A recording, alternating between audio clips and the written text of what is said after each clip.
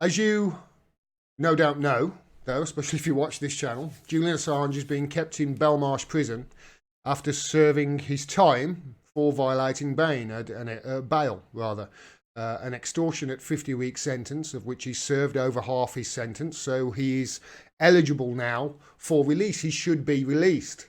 It means that he's now a political prisoner. There's no argument about it. He's a political prisoner, just as people like me have been saying for years, and people like the media have been saying, no, he's not, for years, and they still won't come out and say he's a political prisoner. But regardless, he is. He's also in solitary confinement in Belmarsh prison, with his every move through the prison being done in a controlled way so he doesn't meet anybody in it. So you know that they're doing that maybe to protect him. Who knows? Because let's face it, he is with our worst kind of people that are locked up in Belmarsh. It is our Guantanamo Bay. There were terrorists in there. For instance, the terrorist who nigh on decapitated Lee Rigby when he killed him in the street is in that prison. Yes, that's the company Julian Assange is keeping right now. But anyway, he's been isolated from all ability to defend himself against this superpower that's coming after him, whilst we isolate him in our Guantanamo Bay. He's got no access to a computer, no access to a library, and he's just allowed 2 visits a month, and it takes weeks to get any visitors vetted and on the list. Even contacts with his lawyer are limited, and he has to battle with every other inmate for the ability to phone his lawyers. Even his contacts with his lawyers are limited on time. Quite simply, he can't mount a defence. The United Kingdom, the authorities, have thrown the rule of law out the window to hand him over to the United States because he proved that they were war criminals and lied to cover up their criminal activity. And we did that. They asked us to throw a journalist in jail for doing good journalism. And we did it. It's a bit one-sided, this special relationship isn't it? Between the US and UK. I mean, you know, we drag a publisher out of his asylum in an act of fascism to appease the United States. But this young man, Harry Dunn, who was hit head-on in a collision by a US spy's wife. Yes, he's not a diplomat. He's just a spy's wife. He's not a diplomat. She doesn't get diplomatic immunity, despite what the BBC are telling you. They are lying to you. He doesn't have diplomatic immunity, therefore neither does she. But she killed that kid head on, driving on the wrong side of the road, and then absconded to the United States after speaking to police and promising that she wouldn't do that. And Donald Trump has said, nah, no chance. She's not coming back. It's a bit one-sided, this relationship, isn't it? We drag a journalist out of his asylum in an act of fascist for them.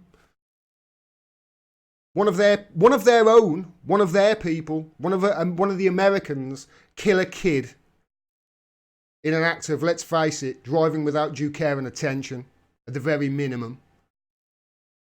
No repercussions whatsoever. That's our special relationship. They tell us to go fly a kite when a US spy's wife kills a kid and then buggers off back to America. And we say, can we, have her back to, speak to the police at all about what happened to this young 19-year-old kid who was killed in a head-on collision because that woman was driving on the wrong side of the road? Can we? No chance. Oh, by the way, can you throw that publisher in prison who's the best journalist the world had ever seen? Oh, yeah, no problem. No problem. Yes, sir.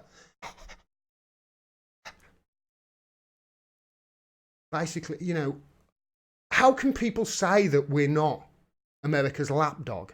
Just look at the facts. Look at the way they treat us compared to how we are treated by them. Sorry, how we treat them. Anyway, I know all about these injustices that Julian Assange faces because he told me in a letter. He wrote me a letter back in June, you might remember. You see, letters are the only thing that Julian has to pass the time in there as he awaits the UK court system's show trial in February. He's basically sitting there in solitary confinement, which is torture, and all he's got are the letters from supporters for him to read and respond to. That's his only way he can fight back against this huge empire that is trying to get their hands on him for proving that they are war criminals and covered it up. He's only got these letters to read. That's all he's got.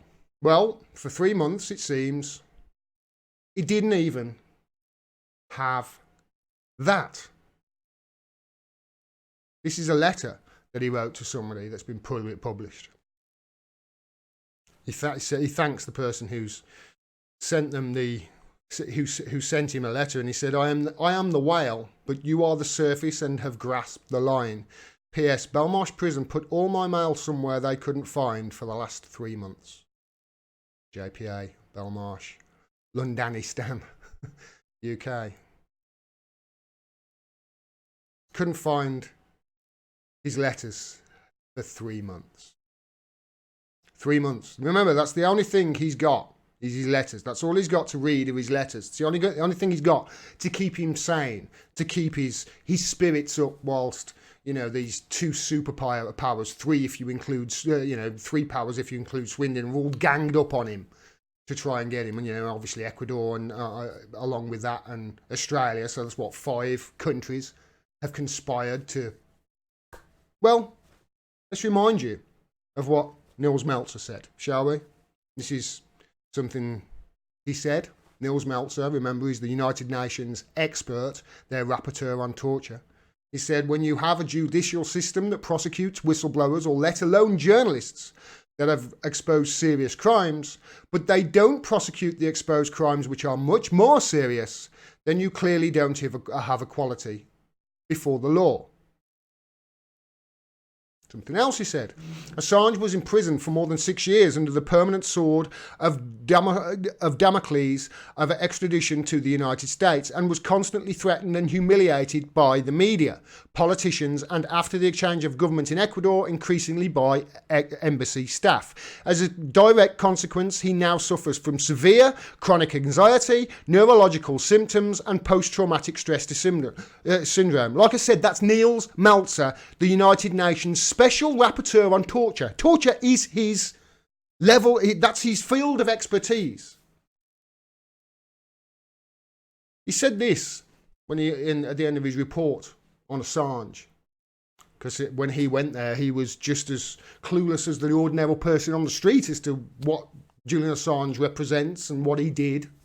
He said this: in the end, it finally dawned on me that I had been blinded by propaganda, and that Assange had been systematically slandered to divert attention from the crimes he exposed. Once he had been dehumanised through isolation, ridicule and shame, just like the witches we used to burn at the stake, it was easy to deprive him of his most fundamental rights without provoking public outrage worldwide. And thus, a legal precedent is being set through the back door of our own complacency, which in the future can and will be applied just as well to disclosures by The Guardian, The New York Times, and ABC News. ABC News who was just caught fabricating some lies about Syria.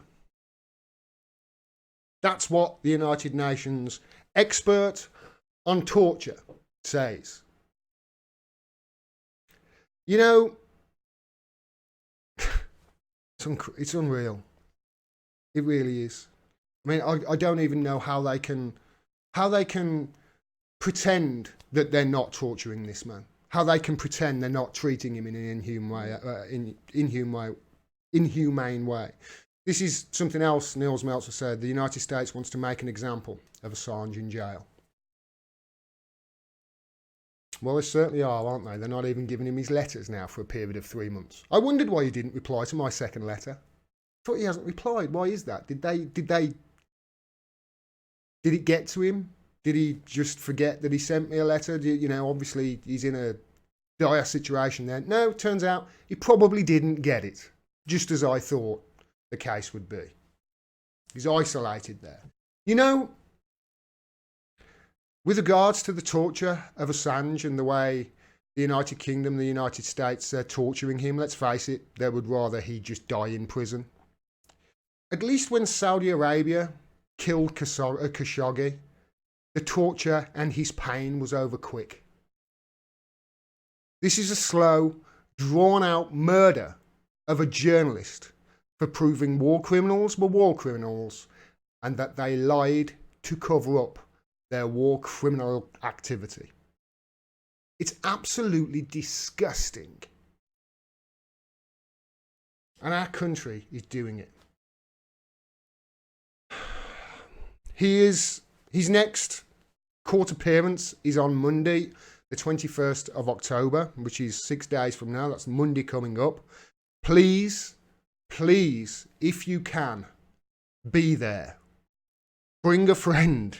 Bring as many friends as you can. I honestly can't state this enough. This is important.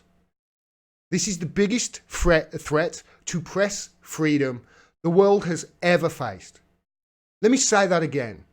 This is important.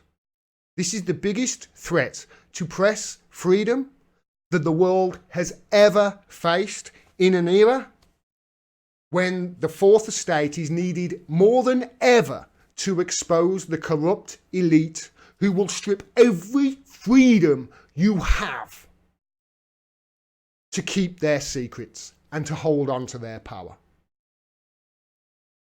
The only way we can stop this from happening, we have to do it as well, the people, is by pressuring them to do the right thing. We have the power. Let's put it to good use and let's start pressuring the MPs to do the right thing. And let's start making some noise. Because if we don't stand up to this, let's face it, act of fascism right now in huge numbers, it won't just end in Julian Assange's death. It will be the death of democracy in the West. It's that important. I'll see you there on Monday. I hope, everyone. Bring a friend.